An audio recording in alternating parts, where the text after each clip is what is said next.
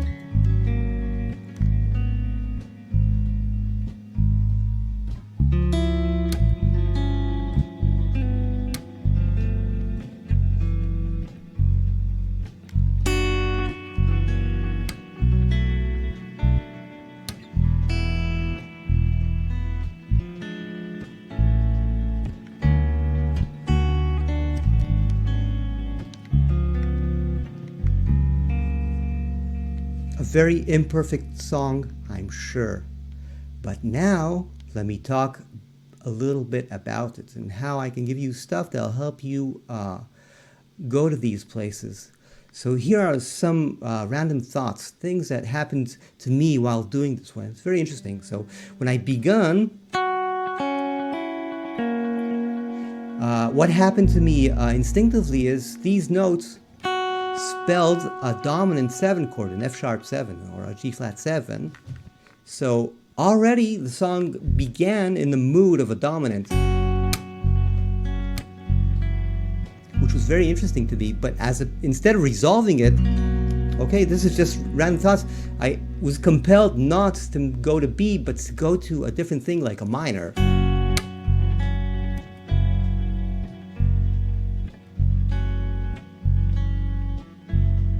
Okay, and here's a first association. Check out how the storytelling works because a motive is established. D, A, Fi, Da, and then the second motive, which answers the first one, is simply shorter. Da da da da da da da. So you get a sense of question and answer, and that's exactly the syntax of a story. Okay, so that's a very natural human thing. So here I go again.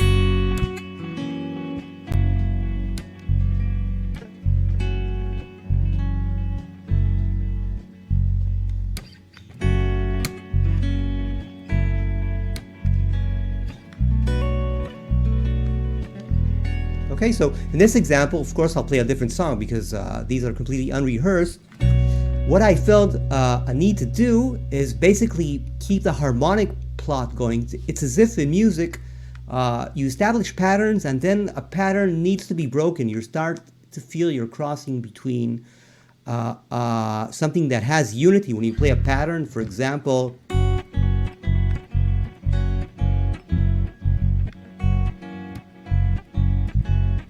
So that's great because it feels like a song because all the elements are connected, but it starts getting boring staying on F7. So that's why I felt compelled to break it harmonically.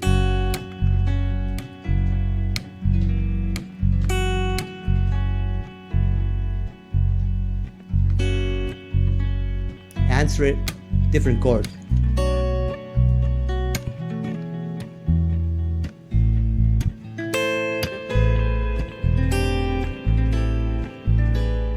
Okay, here's a little sneaky thing that I just did now, which is after I moved it to B7,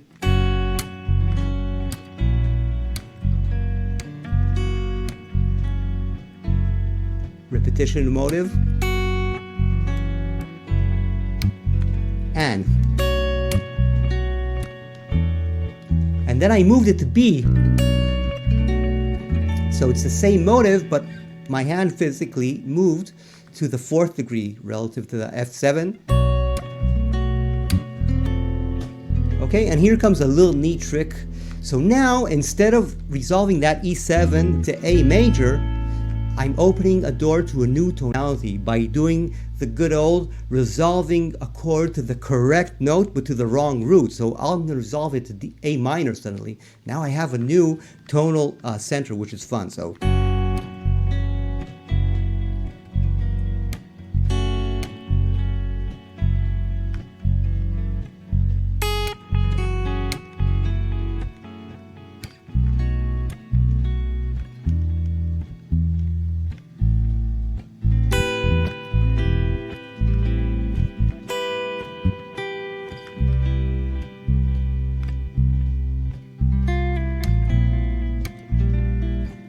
back. See, I went back to the F sharp. So in this example, what you're seeing is I'm accommodating different needs. Need number one, patterns need to be established, which is the unity either of the notes, which I could do by keeping the same interval structure, or by moving the pattern to a different scale degree if I'm in F sharp. Okay, so there's a need to establish the patterns, but there's a need to break the patterns, either with rhythm, like the shorter phrase. Okay, that's like instinctive stuff. There's a need for the harmony to evolve in a similar way when you have like very established patterns.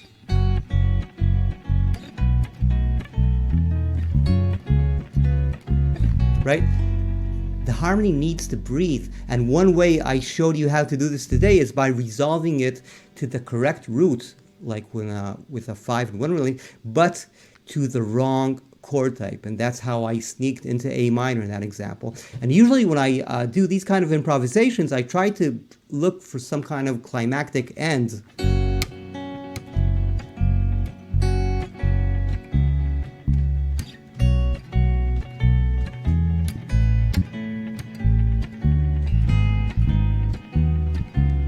Okay, like something that really resolves it.